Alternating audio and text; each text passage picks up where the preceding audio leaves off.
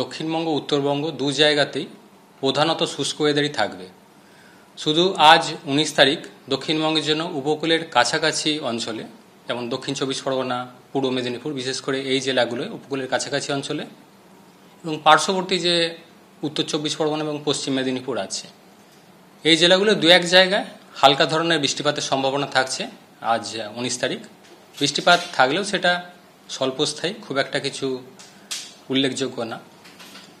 অন্যান্য জেলাগুলোয় 19 তারিখে আংশিক মেঘলা আকাশ থাকার সম্ভাবনা। এছাড়া পরবর্তী 5-6 দিন প্রধানত শুষ্ক ওয়েদার থাকবে দক্ষিণবঙ্গের জন্য। আবার 25 তারিখ নাগাদ গিয়ে উপকূলের কাছাকাছি অঞ্চলে দক্ষিণ চব্বিশ পরগনা, পূর্ব মেদিনীপুর দু এক জায়গায় আবার হালকা বৃষ্টির সম্ভাবনা থাকবে।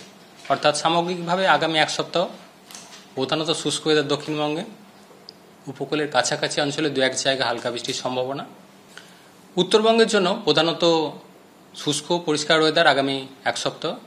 শুধু 19 তারিখে পাহাড়ি এলাকা, মেনলি দার্জিলিং, কালিম্পংয়ের পাহাড়ি এলাকা এবং পার্শ্ববর্তী জলপাইগুড়ি, এই জেলাগুলোয় দু এক জায়গায় হালকা ধরনের বৃষ্টিপাত স্বল্পস্থায়ী থাকার সম্ভাবনা।